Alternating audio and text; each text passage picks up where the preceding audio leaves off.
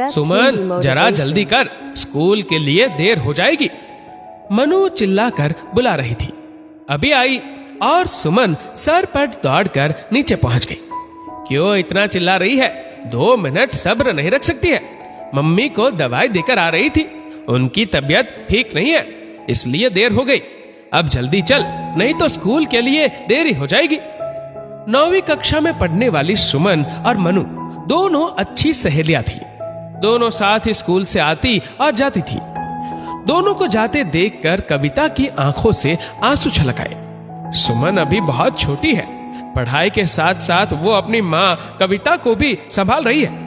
कविता को कुछ दिनों से बुखार था, वो बढ़कर टाइफाइड में बदल गया।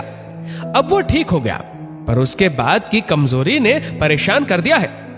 कविता कोई काम खड़े होकर नहीं कर पाती थी, हाथ पांव में जैसे जान ही नहीं थी।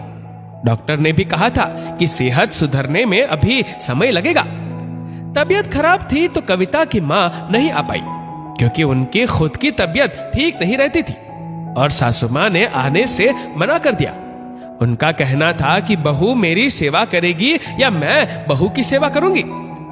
बहू पलंग पर सोती रहे और ये बुढ़िया रसोई में खपती रहे, ये तो कभी ना होगा। कविता की कोई बहन नहीं थी और ननद ने भी आने से मना कर दिया। कविता के पति दिनेश और बेटी सुमन ने ही घर संभाला। शुरू में दिनेश ने कुछ दिन ऑफिस से छुट्टी ली, पर वो कितने दिन घर पर रहता? वो सुबह का गया रात तक ही घर आ पाता था। सुमन सुबह का काम निपटाती और स्कूल से आकर फिर मम्मी को संभालती, दवाई देती। आखिर वो भी कितनी छुट्टियां लेती? 9वीं कक्षा की पढ़ाई भी बहुत होती है। सुमन पूरे मन से माँ की सेवा में लगी थी। अब उसकी कमजोरी भी दूर हो रही थी। रात को दिनेश ऑफिस से आए तो कविता चुप थी। सुमन ने खाना परोस दिया और अपनी पढ़ाई करने लग गई। ऐसी गुमसुम क्यों हो? दिनेश ने सवाल किया। कुछ नहीं, और वो करवट लेकर सो गई। उसे हमेशा ही ये बात सताती कि बेटी के जाने के बाद वो एकदम अकेली रह जाएगी। फिर थोड़ी देर बाद बोली, एक ही बेटी है हमारी, वो भी शादी के बाद अपने घर चली जाएगी।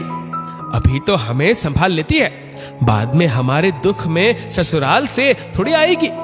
मुझे सोच कर ही दुख होता है कि सुमन के जाने के बाद मैं अकेली रह जाऊंगी। आप तो अपने काम में लगे रहते हो, मेरी तो कोई बहन भी नहीं है, जो भी है बस सुमन ही है। अभी तो शादी में बहुत समय है, तुम तो अभी से चिंता कर रही हो। अभी तो सुमन पढ़ेगी लिखेगी, अपने पैरों पर खड़ी होगी, अभी तो उसके जाने में बहुत समय है। दिनेश ने समझाया। दोनों की बातें सुमन ने सुन ली। मम्मी, मैं आपको अपने साथ ही लेकर जाऊंगी, आपको कभी भी अकेला नहीं छोड़ूंगी। मम्मी, मेरी विदाई तो कभी नहीं होगी, आपको 2 आंसू भी बहाने नहीं पड़ेंगे, मैं आपको वचन देती हूँ। सुमन ने कविता का हाथ थाम लिया। इस उम्र में मन भोला होता है, ये सोचकर कविता मुस्कुराई और उस बात को भूल गई। कुछ दिनों में कविता स्वस्थ हो गई। सुमन ने अपनी पढ़ाई जारी रखी, कोचिंग ली और इंजीनियरिंग की प्रवेश परीक्षा में सफल हो गई। पढ़ाई के अंतिम वर्ष में उसका प्लेसमेंट एक बहुत ही अच्छी कंपनी में हो गया, साथ ही अच्छा पैकेज भी मिल गया। कविता और दिनेश बहुत ही खुश थे। दिनेश खुशी में बाजार मिठाई लेने गया, तभी बाइक की टक्कर हो गई। हेलमेट नहीं पहना था तो सबसे ज्यादा चोट सिर पर आई और डॉक्टर उनकी जान नहीं बचा पाए। कविता और सुमन का रो रो कर बुरा हाल था। बड़ी मुश्किल से कविता ने खुद को संभाला।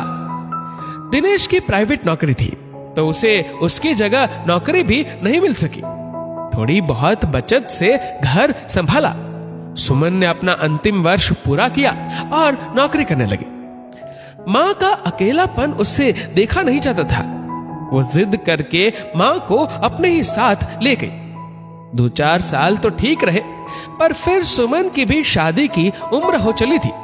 कविता चाहती थी कि सुमन शादी करके अपना घर बसा ले, पर सुमन माँ को अकेला नहीं छोड़ना चाहती थी। सुमन, कब तक तुम लड़कों को मना करती रहोगी? अब तो तेरी शादी की उम्र हो गई, घर बसा ले।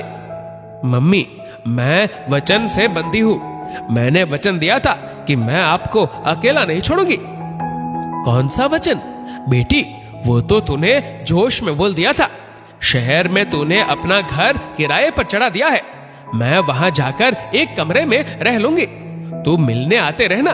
तू अपनी गृहस्थी बसाने की सोच, कविता ने समझाया।